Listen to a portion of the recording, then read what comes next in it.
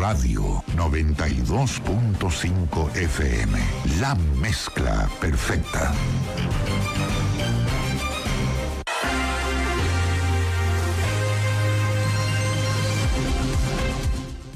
Bien, son las 18:07. Pues Andrea, bienvenida. También tenemos vía Zoom a Osvaldo Moreno. Lo vamos a escuchar a él para compartir en esta mesa de diálogo. Osvaldo, ¿cómo está?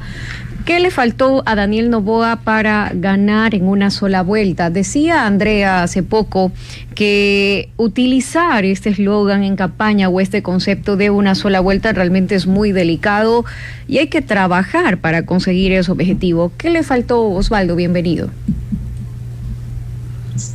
Buenas noches, ¿usted me escucha bien? Sí, lo escuchamos. Bueno, un gran saludo a la distancia a toda la audiencia, a Andrea, a usted y a Jorge. Encantado de estar aquí una vez más. Bueno, primero hay que entender la característica de esta elección, ¿no? Esta era muy similar a la última segunda vuelta, o pareciera que se prolongó la segunda vuelta del 23, básicamente por la polarización. Había provincias, o hay provincias, por ejemplo en Guayas no hay espacio para nada más. Tienes en distritos de 6, 3 ADN, 3 RC, 3 ADN, 3 RC, y así, mitad. O sea, no ha dado el espacio, digamos, para ningún otro tipo de alternativa o de fuerza, obviamente sin excluir a Andrea González, las novedades de ello, y el caso de Isa, que para mí no es tan sorprendente. Es una elección que parece segunda vuelta, pero está en primera vuelta. Y generalmente esto de promover el triunfo en primera vuelta, me parece que el correísmo en esta elección entendió que era mejor prepararse o promoverse dentro de una disputa como para segunda vuelta, a diferencia del oficialismo, que lo terminó haciendo y utilizando toda su área, su potencia comunicacional, política, vendiendo, digamos, esta oferta o esta promesa, digamos, de un triunfo en primera vuelta a su militancia, a sus simpatizantes, a las personas que están ahí metidas, ¿no? Eso generalmente tiene un riesgo cuando no lo consigues, que hace que, digamos, se desmoralicen las tropas, si podemos hablar en ese término. Segundo, es muy difícil reelegirse, no solo en el Ecuador, en el mundo. Por ejemplo, Ecuador tiene una tasa muy baja de reelección efectiva. Por ejemplo, a nivel seccional, recuerdo que la anterior elección solo logró un 5.6%, en la siguiente un 7%. Es muy complicado porque cuando tú te reeliges, el nivel de exigencia del elector se eleva. Ya no estás en el proceso, digamos, de enamoramiento, de esperanza, de oferta, sino ya están evaluando tu gestión. Entonces, reelegirse especialmente en el Ecuador es muy difícil. Entonces jugaba con eso. Y ahora, ¿cuál sería la buena noticia? No sé si para el oficialismo o para los contendientes. Primero, que las segundas vueltas tienen otras lógicas, totalmente distintas a las que puede tener una primera vuelta. Y segundo, lo extenso. Es un balotaje peor en países tan inestables donde el sistema se reseta en cualquier momento. Yo celebro que en esta primera vuelta no haya sido asesinado ningún político en general, ni candidato presidencial, ni candidato asambleísta. Pero en todo caso, las segundas vueltas son foja cero, todo empieza de cero, tienen otra lógica. Y segundo, la extensión. Es demasiado tiempo, en 2 meses. Si la pregunta es, ¿el oficialismo tiene capacidad de levantarse? Por supuesto que sí, como el correísmo también. Así que vamos a ver qué es lo que sucede. Andrea, ¿coincides con Osvaldo? ¿Todo empieza de cero ahora en esta segunda vuelta? Bueno, primero quiero saludar a Osvaldo. Yo siempre aprendo muchísimo de Osvaldo cada vez que le escucho, así que para mí es un honor compartir este espacio con él. Coincido totalmente en que la narrativa de la primera vuelta está completamente agotada. Lo que se dijo, y todo lo que esta narrativa puede capitalizar ha sido capitalizado ya. Sin embargo, nos deja algunas lecciones interesantes. Por ejemplo, es la primera vez que, a mi criterio, el correísmo apuesta por una campaña donde la figura protagónica es la candidata presidencial y no la sombra, de alguna manera, del líder fundador de su movimiento político, que es Rafael Correa. Entonces, esta autonomía de imagen que ha logrado Luisa González, creo que es un asunto que era muy riesgoso, tal como lanzarse también a decir una sola vuelta.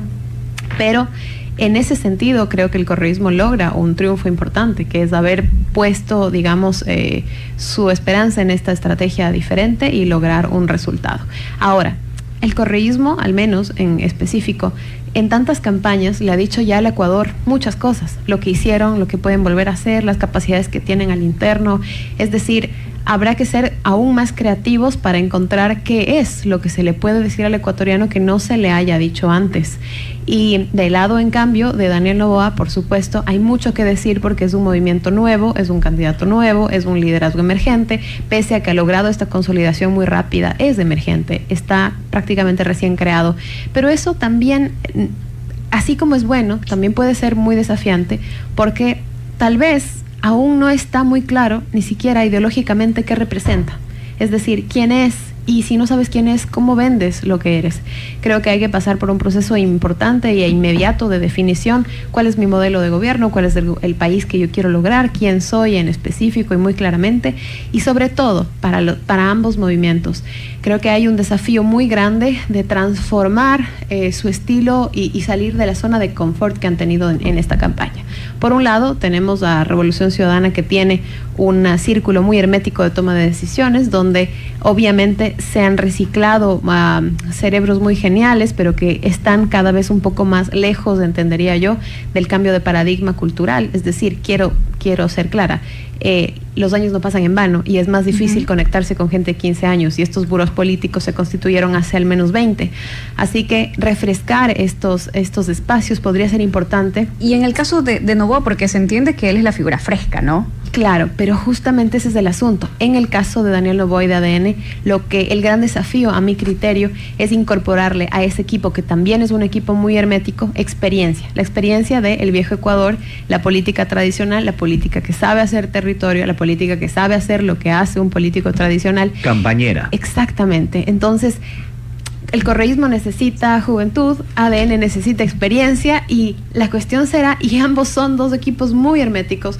Para mí el gran desafío es quién logra abrir las puertas correctas para poder recibir esos insumos externos sin que se despierten los fantasmas de los traumas, síndrome postraumático de las traiciones, o la probabilidad de que alguien se les infiltre en un proceso político que es tan reciente. Entonces, ahí está la solución. La solución es complementar sus equipos. El desafío es, ¿podrán abrirle la puerta a estos círculos tan herméticos a la ayuda externa? ¿Quién sabe? Lo veremos en la segunda vuelta. Sí, tal vez esa puerta se puede abrir. Le dejo la pelotita a Osvaldo y ya también para que continúe Jorge. Esa puerta se puede abrir en estas 8 semanas de gobierno, la forma de gobernar de Daniel Noboa, Osvaldo. Bueno, reiterando el saludo, es un gusto compartir también con Andrea, porque al menos en TikTok había ya que me hace mención, había un video, o hay un video de ella que yo suelo usar con mis alumnos, que creo que era uno sobre Elisa post-octubre del 19. Así que qué gusto verla, Andrea. Ese ejemplo en las clases de Qué honor para mí, de verdad. Las clases de maestría, que cuando puedo, digamos, yo doy clases como quien cría, quien cultiva bonsáis en su jardín, no lo hago por un tema, digamos, remunerativo centralmente. Bueno, a ver, dos cosas que coincido con Andrea al 100%. Y claro, no, para mí esta conversación es súper interesante porque Andrea y oyentes, yo todavía estoy analógico, digamos que soy como un consultor que se reveló como en la época cuando en la música todo se sampleaba, todo era digital, y dijo vamos al unplug. Entonces yo soy bastante analógico, por lo menos en la investigación, ¿no? Y trato de hacer al tema digital funcional a la campaña y no hacernos funcional a lo digital, y creo que en parte el presidente está padeciendo eso, ¿no? A ver, lo que dice Andrea es totalmente acertado, ¿no? Donoso lo explica, Jacobo lo explica. Creo que Grey Jiménez, también una consultora cuencana, también habla del tema, y en este momento Andrea lo acaba de plantear. Efectivamente, Noboa tiene una coraza, digamos, todavía una inmunidad, que es básicamente lo nuevo, ¿no? Y yo no lo resumo o lo reduzco a simplemente por ser joven, porque es lo que Andrea dice. Si tú ves al correísmo con 20 años en la escena, versus Noboa, que con todos sus afectos, errores, porque claro, alguien me va a decir, no, lo que pasa es que acaba de violar flagrantemente la Constitución en el artículo tal. Esa es una discusión, digamos, de constitucionalistas, ¿no? Aunque bueno, creo que hoy día hay más abogados, más constitucionalistas que cultores políticos, ¿no? Entonces esa es una discusión más abstracta y no estamos eligiendo al decano de la Central de Jurisprudencia o de la Católica de Guayaquil. Es una discusión muy abstracta que está fuera, pero lo que tiene Noboa es que es lo nuevo. En lo que sí no estoy de acuerdo, lo que plantea Andrea, me parece que ese es el gran desafío de Luisa González, ¿no? Finalmente este tema que se usa tanto en los temas de feminismo, de empoderarse de su campaña, porque no sé si me vas a corregir, Andrea, o uno de los, de Jorge o la compañera, me parece que nunca fue la vocera principal de su campaña. Me parece que quienes hacían de la vocería más fuerte era el presidente Correa y dirigentes históricos en algunos casos como Ricardo Patiño. Entonces nunca Luisa terminó siendo la vocera principal. Y creo que en segunda vuelta va a ser no te estoy diciendo que lo pongas en off al celular del presidente Correa o que lo excluyas o que te morenices, no, para nada. Pero sí me parece que va a ser importante porque te digo en cualitativo, fundamentalmente, cuando Luisa tiene dos grandes problemas, y voy a sonar tal vez un poco machista. El primero, que es sorprendente cuando tú, fundamentalmente en grupos femeninos, son las más reacias a una presidenta mujer. Eso obviamente nos garantiza o nos avala esto de que yo siempre digo, gay no vota gay, negro no vota negro, indio no vota indio, mestizo no vota mestizo, mujer no vota mujer, por un lado. Y lo segundo, la gente siempre nos dice que queremos a alguien que mande. Entonces me parece que Luisa en esta segunda etapa, podemos hablar después de qué creo que debería ser Daniel, creo que debe trabajar en eso, en apoderarse de ser la banderada, digamos, de yo no sé si el cambio, eso es complicado, ¿no? Pero por lo menos el de este rescate. Y básicamente no es que apagarle el teléfono al presidente Correa, sino ser ella la voz cantante y que finalmente Correa la respalde. Me da esos comentarios que le hace. Jorge. Sí.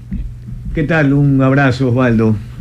Parecería que vivimos en la misma urbanización. Anoche estábamos conversando en el canal.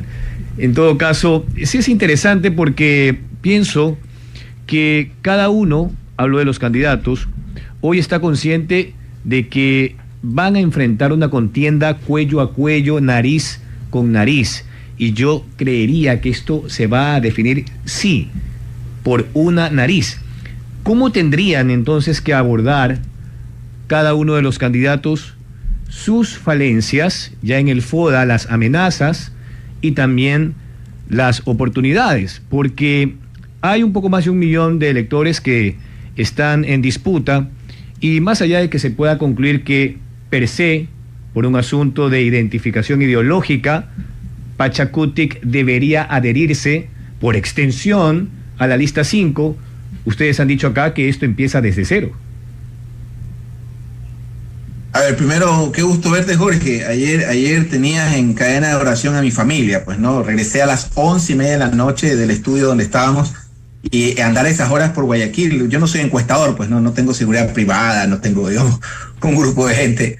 Así que qué gusto. En todo caso, llegué bien. Sobre tu pregunta, querido Jorge, a mí me parece que Noboa tiene muchas lecciones que aprender. Yo, por ejemplo, si fuera su asesor, que no lo soy, y debe ser bastante, digamos, ambicionado o querido ser asesor de Noboa, porque entiendo que hay mucho dinero, yo le sacaría las gafas de entrada.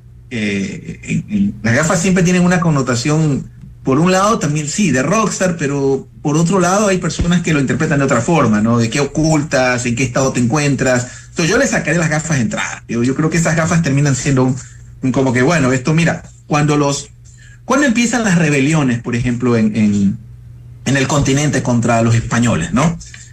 La rebelión empieza cuando los indios nos damos cuenta de que no son inmortales, ¿no? Cuando el primer español se cae del caballo y se da en la cabeza y se muere ahogado o se muere, descubrimos que no eran mortales y empezó la rebelión. Entonces, es muy parecido en política. Cuando te desafían y te dan cuenta que no eres invencible, empiezan los cuestionamientos. Entonces, me parece que ya mucha gente se va a empezar a preguntar esas cosas. A mí me pasó algo muy interesante en esta campaña. Yo por prescripción familiar no hice mucho territorio, porque aquí en la costa es muy peligroso.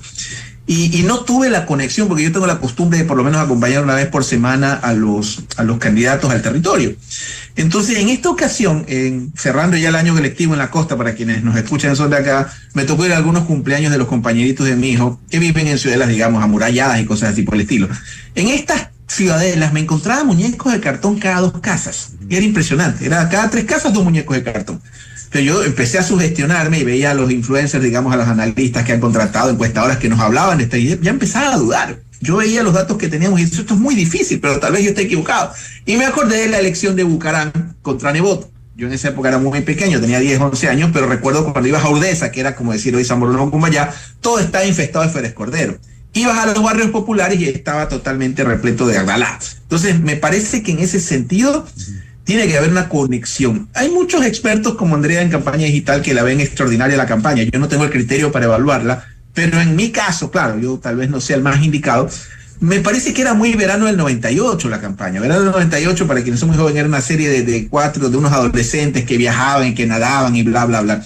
Entonces, a mí me parece que Noboa tendría que hacer ese tipo de cosas. Primero, no es que acabar con el mito, pero sí acercarse un poco más a la gente. Creo que Lavinia está en toda su capacidad. Yo creo que Lavinia ya no da más, digamos. Es un poco complicado que tú sigas explotando esa imagen, porque es una chica del segmento medio popular de Guayaquil.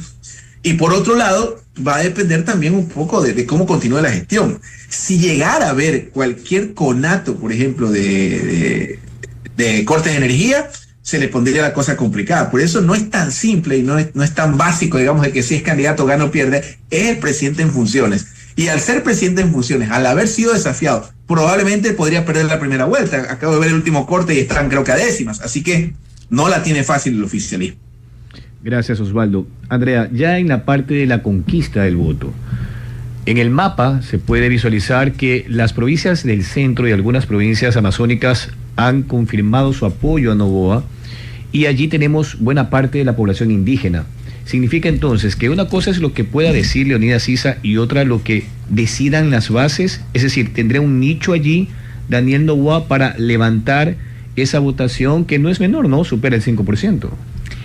Ayer escuché a alguien y quisiera poder nombrarlo, pero no recuerdo cuál de todos los analistas fue, que dijo que el voto de Leonidas Issa es un voto comunitario. Y yo estoy muy de acuerdo con esa percepción. Es decir, evidentemente hay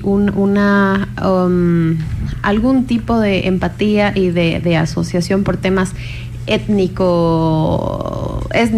al voto de Leonidas Issa, pueblos y nacionalidades y demás, es decir, los indígenas votando por los indígenas, todos los que quisieran ver reivindicados los derechos de pueblos y nacionalidades indígenas ven con muy buenos ojos tener un presidente de una nacionalidad indígena. Sin embargo, también hay muchas organizaciones que son de base, que se suman a esta iniciativa, no realmente por esta sinergia o por esta coincidencia étnica.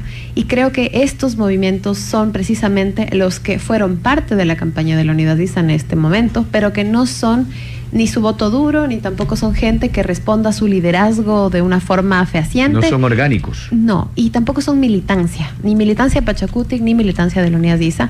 Y estas son las personas con las que yo creo que cualquiera de las dos organizaciones podría hablar y llegar a un consenso una por una.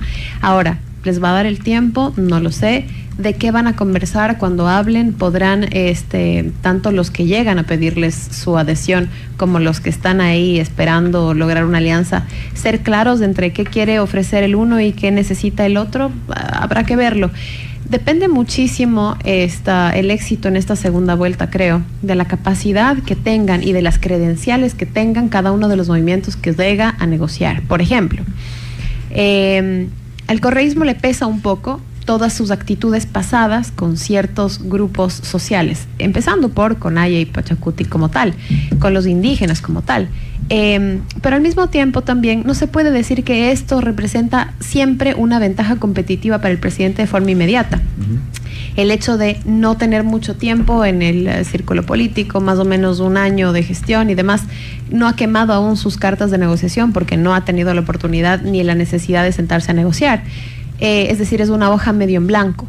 Pero también lo que pasa de ser una hoja medio en blanco es que no sabemos si la expertise de negociación va a ser la suficiente como para poder lograr un acuerdo. Y por otro lado también, A veces uno en un proceso de negociación como este se deja llevar por el más vale malo conocido. Yo ya sé cómo te comportas, yo ya sé qué tipo de acuerdos hago contigo, sé que me cumples al menos la mitad, pues voy contigo. Del otro tal vez me cumple el 100 o tal vez me va a cumplir el 0. Contigo ya sé cómo son las cosas. Entonces, esta credencial de saber cómo negocia cada uno de los dos lados creo que va a ser importante a efectos de empezar a sumar adhesiones.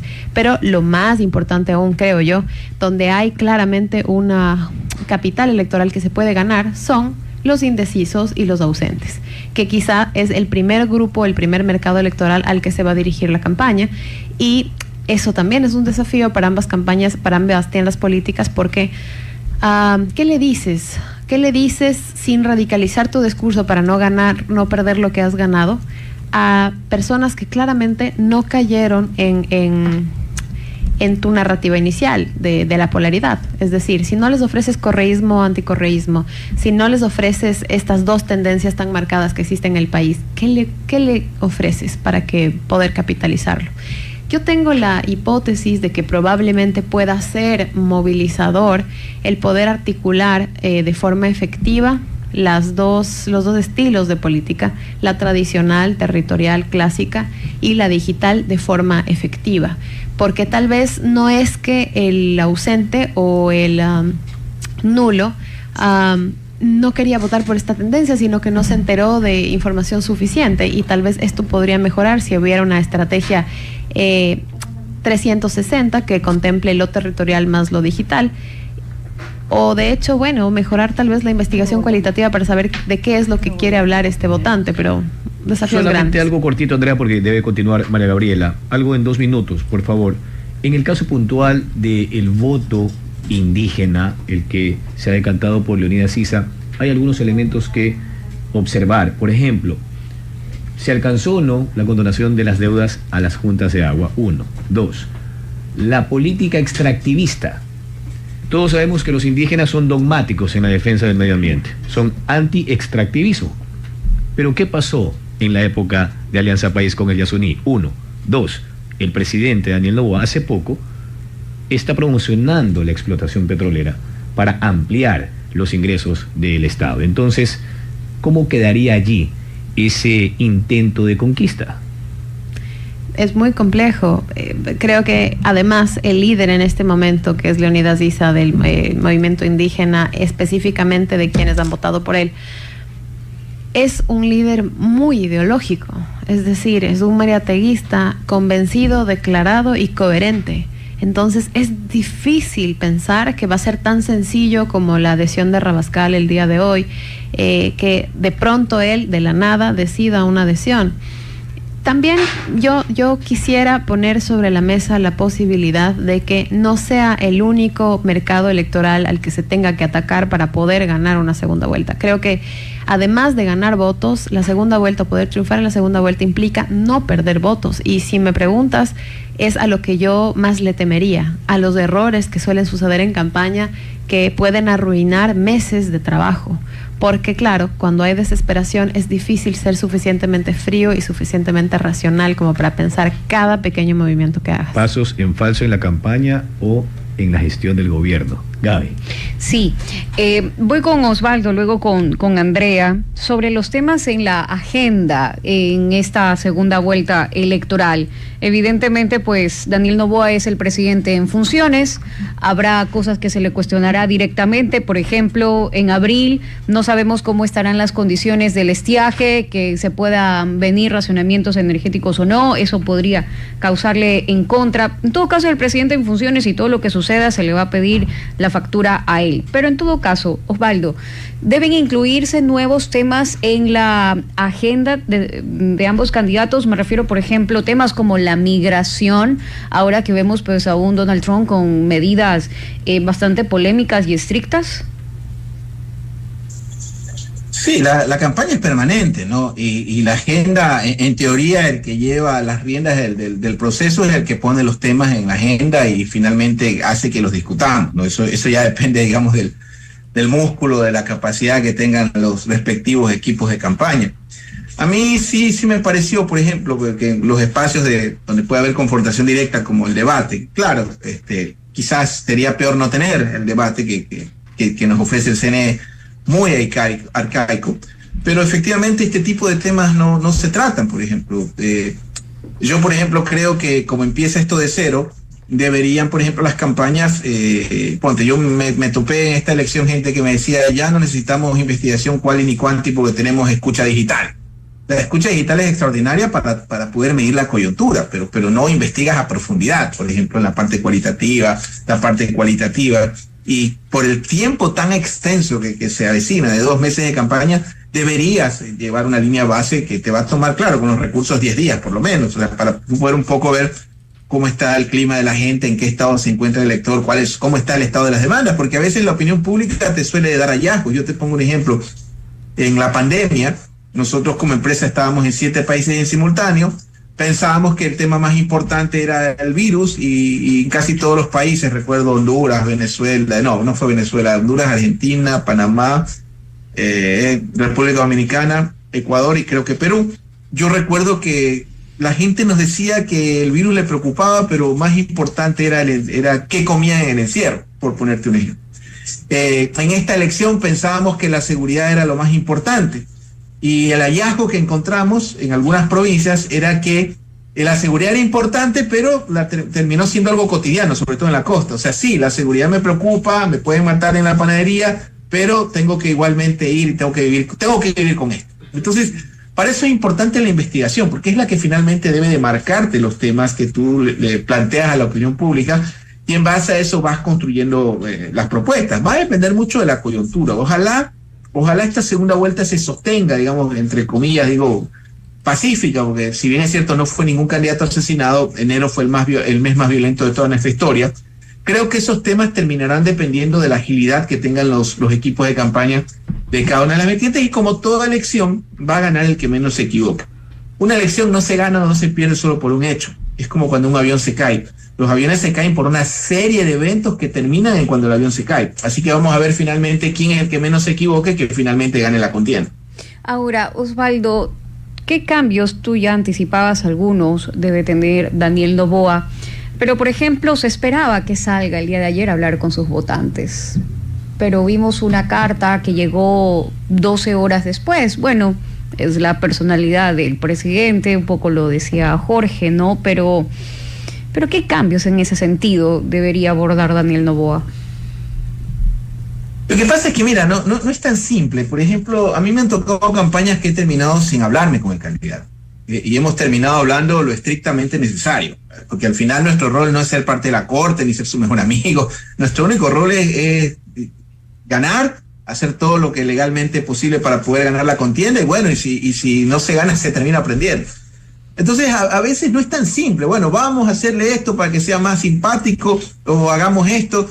Una de las cosas más importantes que debe hacer un profesional en esta rama es tratar de explotar lo mejor de su cliente o de su candidato. No puedes, no es un tema de enlatados o de libretos. Vamos a hacerte más alegre cuando no es alegre naturalmente. Tienes que ver, resulta que no es alegre naturalmente, no se ríe mucho, pero juega fútbol y le gusta el fútbol. Perfecto, hazlo hacer un gol. Se me ocurre. Entonces, la personalidad del presidente Noboa, a diferencia de Correa, que es extrovertido, neurótico, temperamental, que habla de más inclusive a veces, Noboa es muy silente. Noboa es incluso, bueno, yo no soy psiquiatra ni psicólogo, a veces me da la impresión de que al extremo. Entonces no es tan simple. Incluso con gente que he conocido, que ha trabajado cerca de él en campañas, bueno, esa es otra, no es la primera campaña. Él fue candidato, no es tan aparecido tampoco como lo pintan. Cuando mucha gente me dice, la gran sorpresa fue Noboa, un momento, el apellido Noboa estaba 40 años en la papeleta, número uno. Su abuelo, porque eso es importante, yo no trabajo en marketing, a mí el marketing no lo conozco, no sé eso. Yo trabajo en procesos de construcción de poder y trato de ayudarlos. El abuelo del presidente empezó un proceso de construcción de poder empresarial hace casi 80 años. Su padre estuvo 40 años en la papeleta. Él fue asambleísta electo en una provincia muy complicada como fue Santa Elena. Entonces es parte de un proceso, es como con Correa también. Todo el mundo cree que Correa apareció como ministro de Finanzas, pero Correa había sido casi que princesita Navidad en todos los aspectos gremiales, estudiantiles, profesionales que existían en Guayaquil e incluso en Quito. Sí. Entonces, en ese contexto, a mí me parece que el tema de Noboa no es tan simple, ni siquiera Luisa, porque depende de las características de cada candidato. Entonces, que vamos a hacer esto con tal candidato porque la gente quiere ver alegre. Cuidado, Noboa yo lo veo un tipo bastante silente, bastante huraño, bastante introvertido, y no es tan simple ponerlo repentinamente, digamos, a bailar o a ser más simpático de lo que es. Andrea, ¿coincides con Osvaldo eso en los cambios de Daniel Noboa y también lo otro, refrescar los temas en la agenda, en la coyuntura? A veces pensamos que nos importan determinados temas, pero al final terminan siendo otros. Yo coincido absolutamente con Osvaldo sobre la necesidad de investigar. No creo que ninguna de las dos tiendas políticas se esperaba terminar con una división tan quirúrgica del electorado 44-44. Y estoy completamente segura de que ninguna de los dos esperaba esto. Entonces, la pregunta subyacente es ¿por qué? ¿Qué pasó? Con mi propio electorado, ¿qué pasó con el electorado del otro? Y a partir de ahí es que se inicia el replanteo de la estrategia de segunda vuelta. No es tanto lo que me parezca a mí, lo que le parezca al candidato, lo que parezca a su equipo cercano, a su familia. Esto tiene que tener una base, tiene que partir de la investigación. Entonces, depende muchísimo de eso. No es como, además, no está la situación como para que se den tiros al aire, porque pondrían en juego un trabajo muy fuerte de lado y lado, y además, bueno, como ya hablando como ciudadanos, también pondrían en juego el destino que tiene este país. La decisión que se tome en segunda vuelta va a marcar no solamente los 4 años que vienen, sino probablemente la siguiente década. Estamos en un país que claramente está muy afectado, sus instituciones están absolutamente degeneradas, tenemos un incremento del 500% en la tasa de homicidios, es decir, no aguantamos una mala elección más. Y si ya tuvimos que entrar al proceso de segunda vuelta, lo responsable es que las campañas estén al nivel de lo que el país está necesitando en este momento. Y por lo tanto, tanto la forma como el fondo de la campaña tiene que estar profundamente basado en las necesidades de información, en los requerimientos de bienestar que tiene la población ecuatoriana. No debería ser un invento del marketing y de la comunicación. Debería ser, ojalá, una campaña que esté regida por, yo sé que es ideal y es un poco utópico, pero por el fondo de lo que la política y la democracia tienen que ser, que es esa posibilidad de que a través del voto la gente pueda tener una mejoría en la calidad de vida, en su bienestar, pueda ver reflejados sus intereses y sus necesidades en estos nuevos gobiernos. Así que es un llamado de atención, yo creo, este resultado para todos. Algunos que hacemos opinión, otros que hacen estrategia, los medios de comunicación, las tiendas políticas, porque creo que todos estamos un poco hartos ya de todos estos procesos electorales infinitos, uno tras otro, y quizá era como la salida o la respuesta, como ya está bien, que sea lo que sea, pero que se acabe esto en primera vuelta. Pero resulta que el país quiere más, y el país quiere pasar una segunda vuelta para tomar una decisión, y los mensajes que nos están dando son claros. Quiero tomar una decisión entre 2 modelos de gobierno que ya han sido probados. No estoy ahorita para enfrentarme a lo que pueda hacer del outsider, el que tal vez me responda, no. Voy por una de estas 2 opciones que yo ya sé cómo gobiernan. Ahora, la responsabilidad de esas 2 tiendas políticas es qué le ofrecen al Ecuador de 2025. ¿Qué le ofrecen al Ecuador de aquí a los siguientes 4 años? Y creo que eso es lo que el resto de los ausentes y los nulos están esperando para tomar su decisión, así como esos otros que son realmente, digamos, da vergüenza que los candidatos hayan sacado, como dice mi querido Mauricio Salem, el 0,5%, ni siquiera el 1%, pero ese 0,5% de todos también suma una cantidad de ecuatorianos que están buscando una opción, que están buscando algo más que lo que recibieron de estas 2 tendencias tan polarizadas.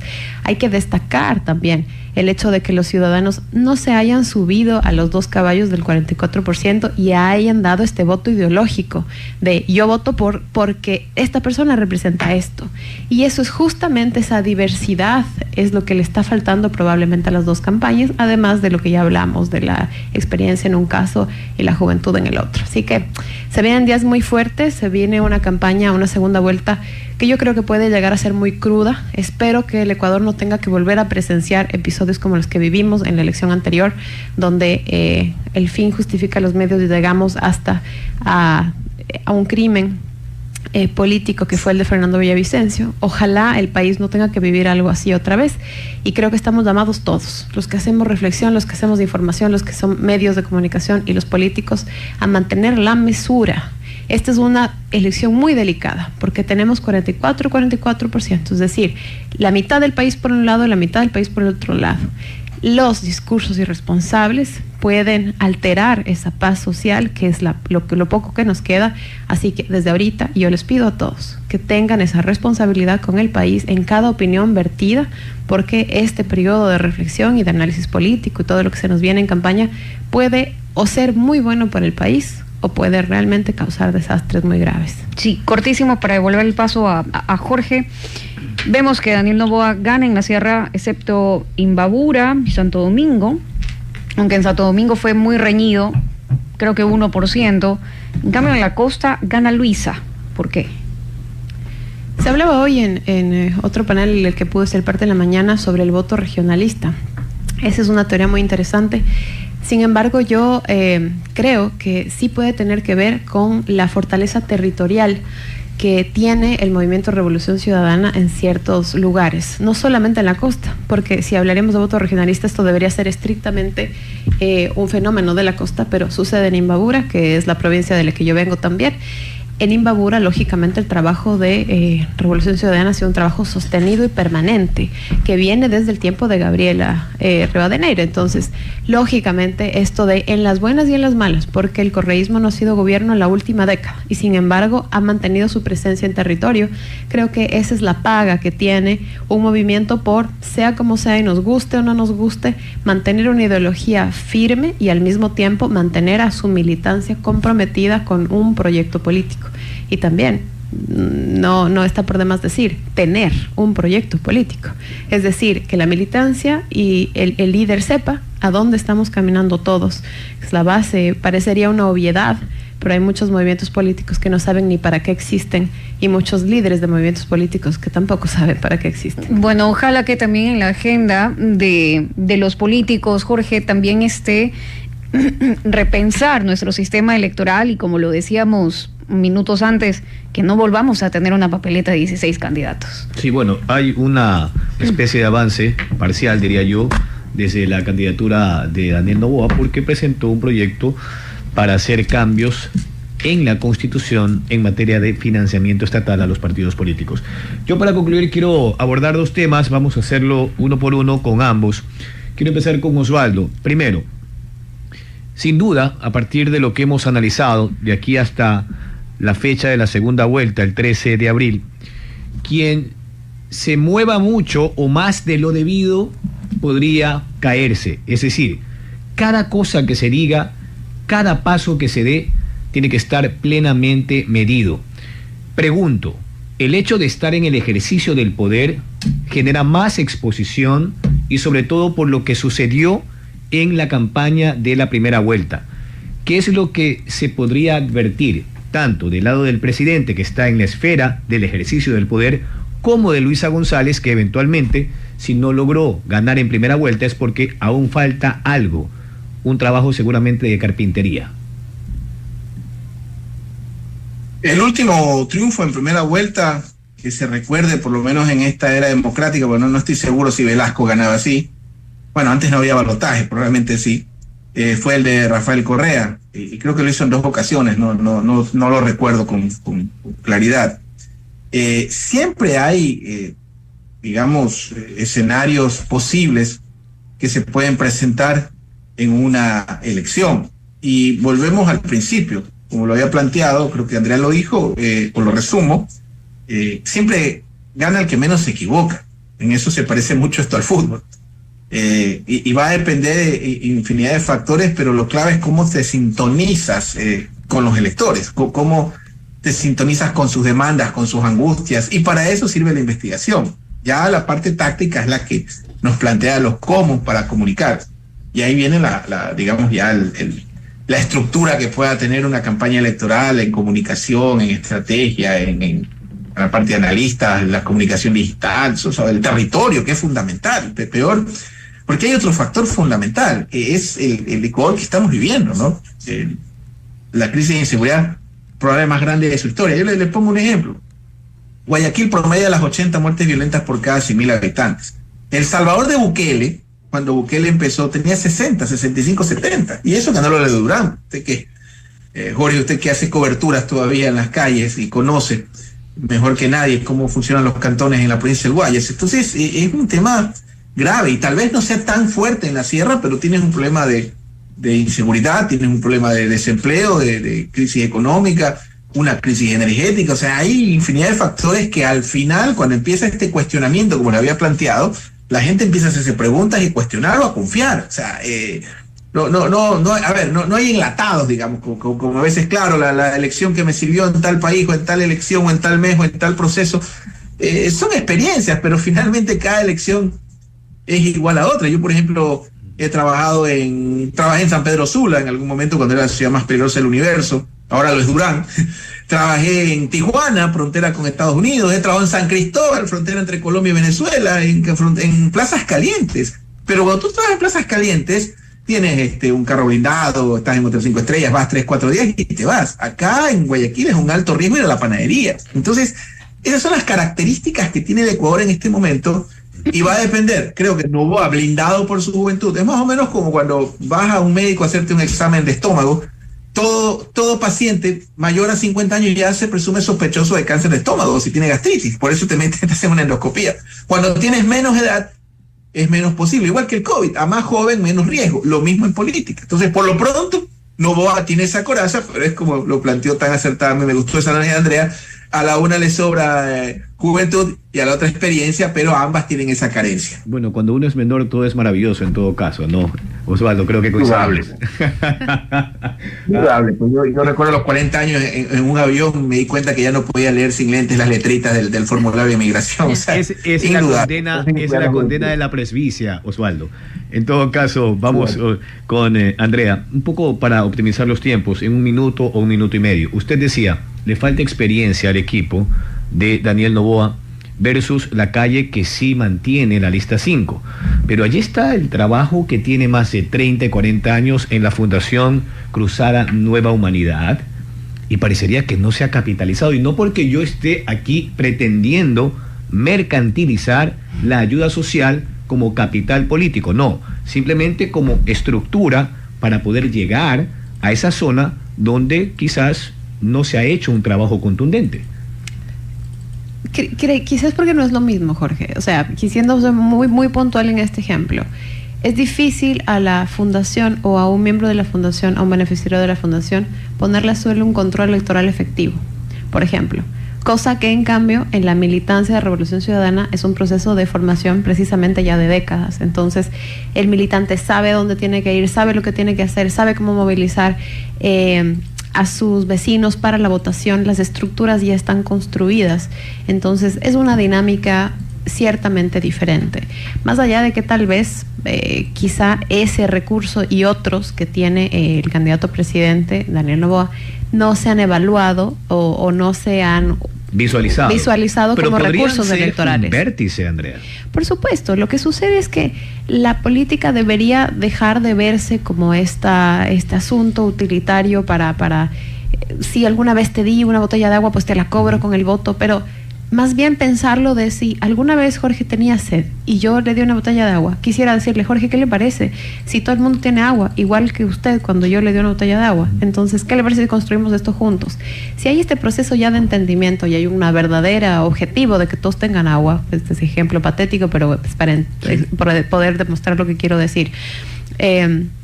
Entonces ahí ya hay política. Si hemos logrado un acuerdo para un bienestar común y que además lo podemos escalar para que más personas tengan este bienestar, ya es política. Quizá lo triste es que por haberle dado la botella de agua yo lo exija que vote por mí, pero esa es la parte como... ese es el ejercicio que suele suceder cuando la democracia está debilitada, ya no existe como tal, ya la política está siendo solamente utilizada como una herramienta para poder alcanzar el poder por el poder, y aspiramos a que eso no sea así. Entonces, de hecho, hacer buena política y hacer política que realmente pretenda la transformación de la sociedad y que pueda conseguir bienestar para los demás, además de ser bueno para la sociedad como tal, es muy bueno en términos de números. Es muy bueno porque si usted se da el trabajo de convencer a la gente de su proyecto político, le sorprendería cuántas personas quieren sentirse parte de algo que no sea solamente existir por existir. Claro, totalmente de acuerdo. Y allí el problema es cuando no se sale del bucle. 18:58. Vamos con Osvaldo Moreno. Osvaldo, la configuración de esta asamblea evidencia que las cosas cambiaron totalmente, ¿no? 66 asambleístas aproximadamente de ADN y 64 por parte de la lista 5. Esto evidencia que cualquiera que llegue a ganar la segunda vuelta tendrá que medirse en el plano de la gobernabilidad con ese parlamento. ¿Quién la tendría más difícil? Pregunto, más aún cuando ahora la mayoría absoluta ya no será de 70, sino de 75. Suben a 151 asambleístas por el último censo poblacional de hace un par de años. Hay 14 asambleístas más.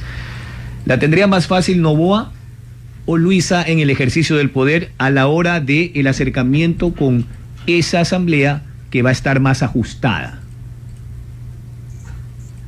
Creo que va a depender de quién gane en primera instancia, ¿no? Y en segunda, esta polarización tan atípica, tan fuerte que hemos tenido, de alguna forma también abre el espacio para otras fuerzas.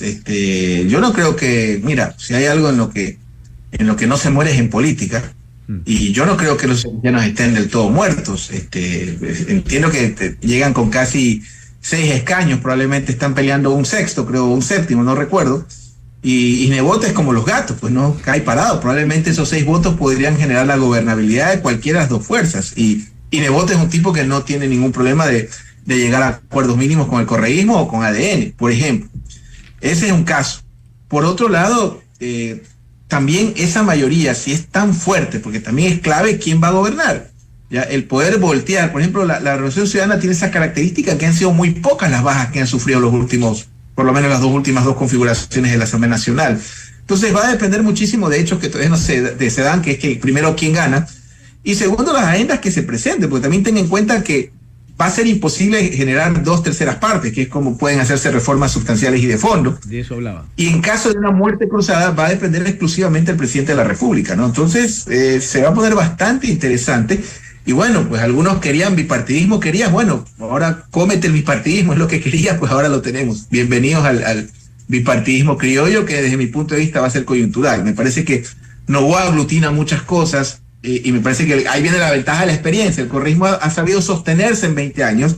Vamos a ver qué pasa con ADN si no termina siendo un creo, porque recordemos que ya el movimiento de Álvaro Noboa en su momento del PRIAN, en la elección de Gutiérrez, tuvieron mayoría absoluta en la Asamblea Nacional, incluso presidente del Congreso hasta que llegó Correa. Andrea, ahora, en el caso del ejercicio del poder, la tendría más fácil, insisto, Daniel Noboa o Luisa González, porque están allí, al margen, con una diferencia de 2 curules. ¿Quiénes estarían más cerca de negociar con Luisa o con Noboa? Pachacutic ha dicho, Osvaldo, que el PSC no tendría ningún inconveniente de aplicar esa política dúctil, ¿no? De acercarse en función de los proyectos y de los intereses, digamos, nacionales. Ecuador es un país muy volátil y lamentablemente sin liderazgos duros, como por ejemplo Jaime Nebot, Rafael Correa, en el caso del correísmo, es difícil garantizar que las filas se mantengan cerradas. Y ya pasó, por ejemplo, cuando Pachacuti logró este número muy importante de asambleístas en el tiempo de Guadalupe Llori, una diáspora completa de todos los integrantes del movimiento que terminaron en un lado y en otro.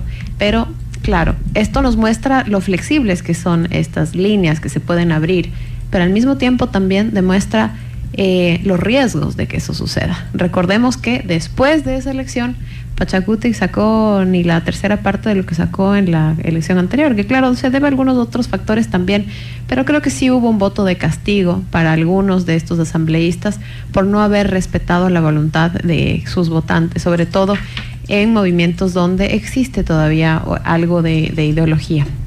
Así que no me atrevería realmente a decir tal movimiento claramente por ser un movimiento de izquierda va a sentarse porque en este país hemos visto fenómenos muy extraños que en cualquier otra parte serían dignos de varios libros y una película. Andrea, el asunto es que en ambos casos, tanto la lista 7 como la lista 5 no logra llegar a la mayoría absoluta, que hoy serían 75 votos.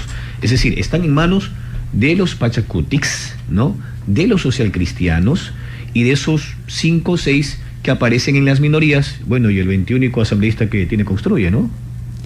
Un escenario muy complejo, pero estoy de acuerdo con Osvaldo en el hecho de que más sabe el diablo por viejo que por diablo, y probablemente sea más fácil para los movimientos con más experiencia el poder lograr acuerdos que ya han hecho varias veces en el pasado para lograr gobernabilidad.